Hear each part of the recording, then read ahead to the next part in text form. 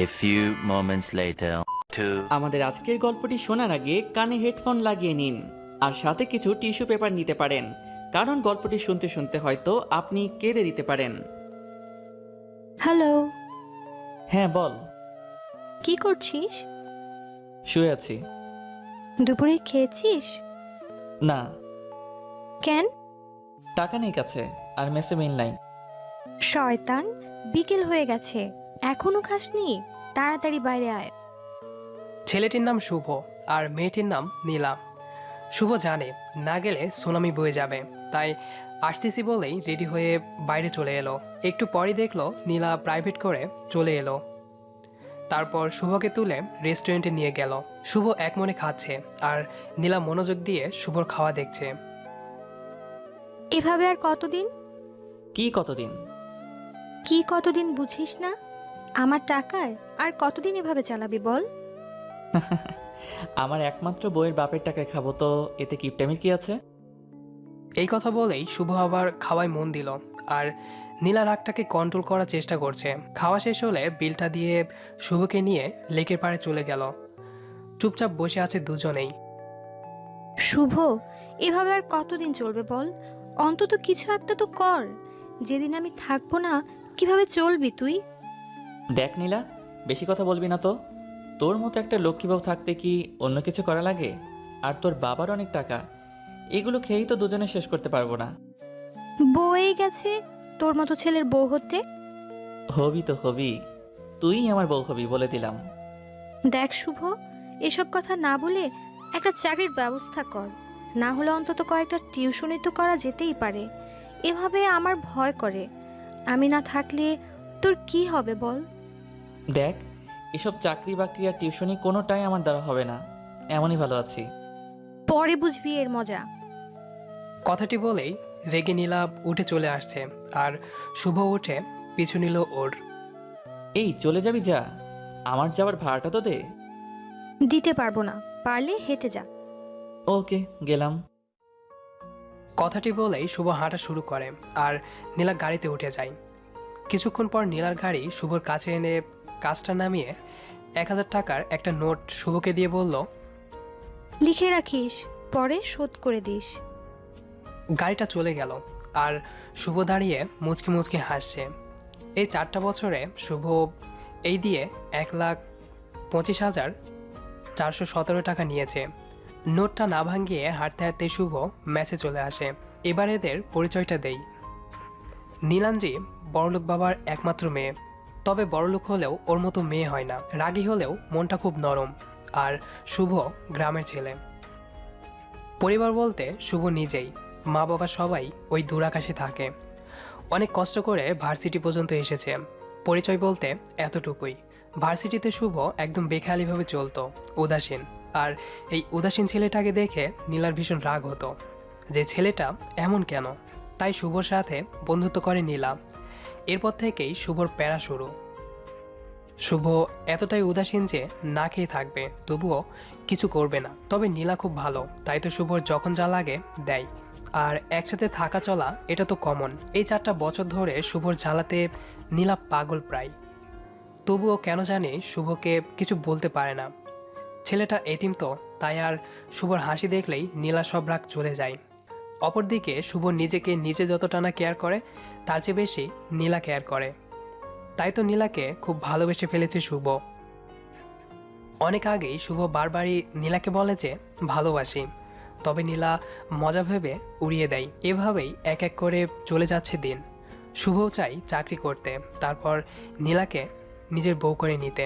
তবে আজকালকার দিনে চাকরি মানে যে কি, এটা যারা পড়াশোনা শেষ করেছে শুধু তারাই জানে। অনেক জায়গায় চাকরির ইন্টারভিউ দিয়েছে, তবে আজকাল মামা খালু আর টাকা ছাড়া কিছুই হয় না, তাই তো চাকরিটা আর করা হয় না। চাকরি না হলেও শুভ চুপি চুপি সেই প্রথম থেকেই রাতে 2টো টিউশনি করায়, যা নীলা জানে না।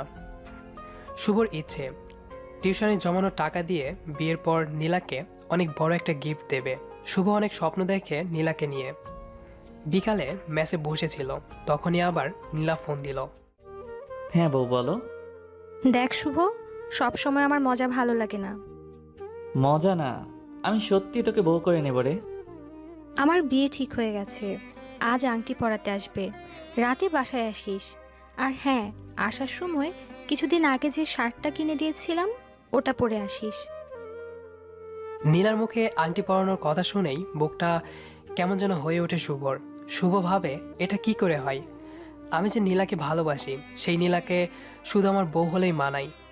না না, এটা হতে পারে না। রাতে শুভ নীলাদের বাসায় আসে। এসেই দেখে অনেক মেহমান বসে আছে। এর আগেও শুভ এসেছে এই বাড়িতে। শুভকে দেখেই নীলা একটা মুচকি হাসি দেয়, তবে শুভর ভিতরে তোলপাড় শুরু হয়ে গেছে। শুভ অপলকভাবে তাকিয়ে আছে নীলার দিকে। আজ অনেক সুন্দর লাগছে নীলাকে। ছেলেটা নীলার হাত ধরে আংটি পরাতে যাবে, তখনই শুভ ছেলেটার কাছে গিয়ে কলারটা ধরে বলল, এই, তোর সাহস কি করে হয় আমার পরিটাকে আংটি পরাস? হ্যাঁ, আমি নীলাকে ভালোবাসি। নীলা শুধুই আমার। কয়েকজন এসে তাড়াতাড়ি শুভকে ছাড়িয়ে নিল। খুব জোরেই থাপ্পড়টা শুভর গালে বসিয়ে দেয় নীলা। অবাক হয়ে গালে হাত দিয়ে নীলার দিকে তাকায় শুভ। আমি তোকে এখানে ডেকেছিলাম কি বিয়ে ভাঙতে? আমি তোকে ভালোবাসি নীলা। আবার কষে থাপ্পড় বসিয়ে দেয় শুভর গালে। আমি তোকে শুধু বন্ধু ভাবতাম, আর তুই এই প্রতিদান দিলি। ভুলে যাস না শুভ, তুই একটা এতিম। নীলার মুখে এতিম শুনেই শুভর বুকটা ধক করে ওঠে। নীলাই প্রথম দিন শুভকে বলেছিল, খবরদার নিজেকে কখনো এতিম বলবি না। স্তব্ধ হয়ে যায় শুভ। তুই কি ভুলে গিয়েছিস? তুই আমার টাকায় চলিস। তোর পড়ার টাকাটা আমি দেই, তোর মেস ভাড়া, তোর খাবার টাকা, এমনকি যে শার্টটা গায়ে দিয়ে আছিস সেটাও আমার দেওয়া। একটা এতিম ছেলে তুই, যার কোনো বাড়ি নেই, থাকার জায়গা নেই, একটা টাকা নেই। তোর মতো ছেলেকে এতদিন আমি সাহায্য করেছি কি শেষমেশ আমার পরিবারকে তুই ছোট করবি এই জন্যে? তোর টাকা লাগবে তো নে, দিচ্ছি, দাঁড়া। বলেই নীলা ঘর থেকে একটা বান্ডিল এনে শুভর পায়ের কাছে ফেলে দিল। নে, টাকাটা রাখ। তবু এখান থেকে চলে যা, চলে যা আমার সামনে থেকে। আর কোনোদিন যেন তোর ওই নির্লজ্জ মুখটা আমার না দেখতে হয়। শুভ টাকাটা তুলে নিল, তারপর টাকাটা নীলার হাতে তুলে দিয়ে বলল, আমাকে মাফ করিস রে, আমি বুঝিনি যে এমনটা হয়ে যাবে। ছেলেটার কাছেও এগিয়ে যায় শুভ। তারপর ছেলেটির পা জড়িয়ে ধরে বলে, ভাই, আমাকে মাফ করে দিয়েন। তারপর আবার নীলার কাছে এসে বলে, আসলে আমি তো ভুলেই গেছিলাম যে আমি এতিম।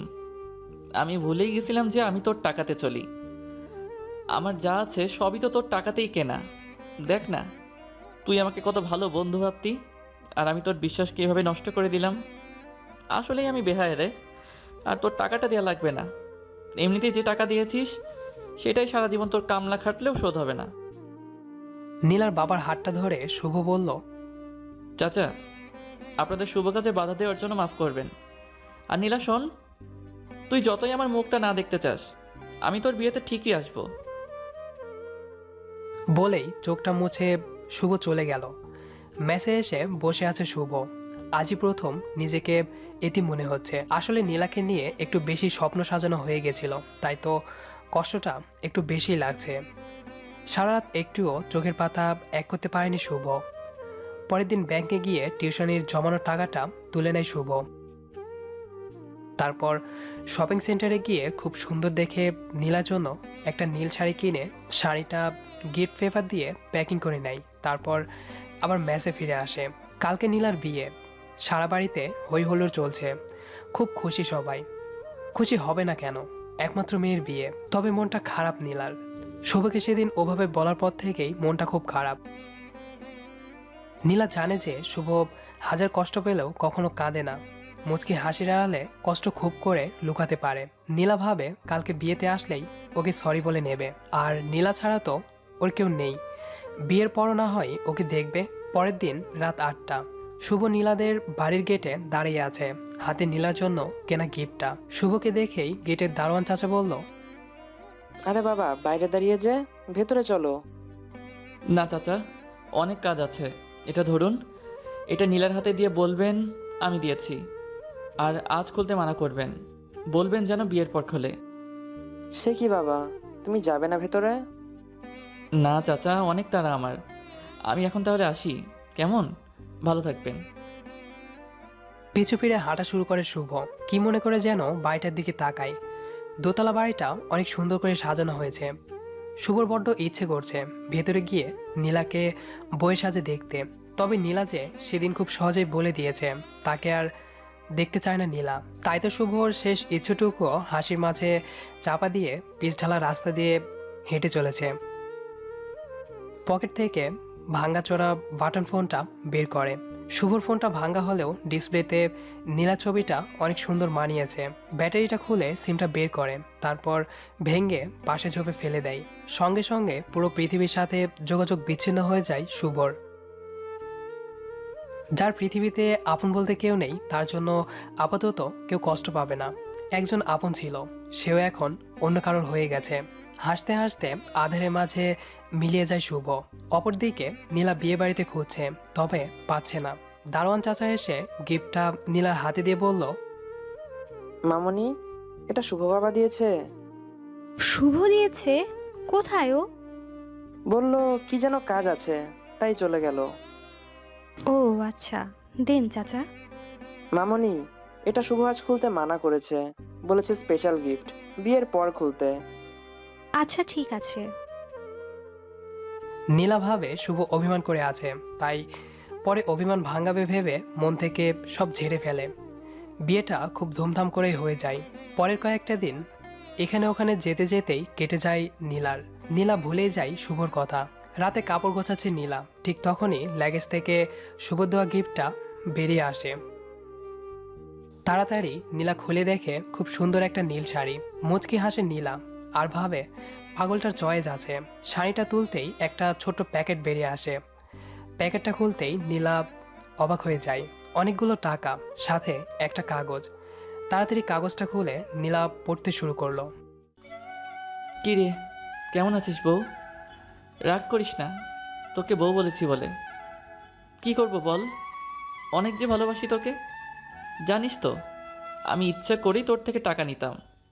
তোর থেকে আমি মোট 1,25,417 টাকা নিয়েছিলাম। এখানে টাকাটা আছে। ভাবছিস এত টাকা কোথায় পেলাম? তোকে না বলে 2টো টিউশনি করাতাম রে, সেটা থেকে জমিয়ে তোর জন্য রেখেছিলাম।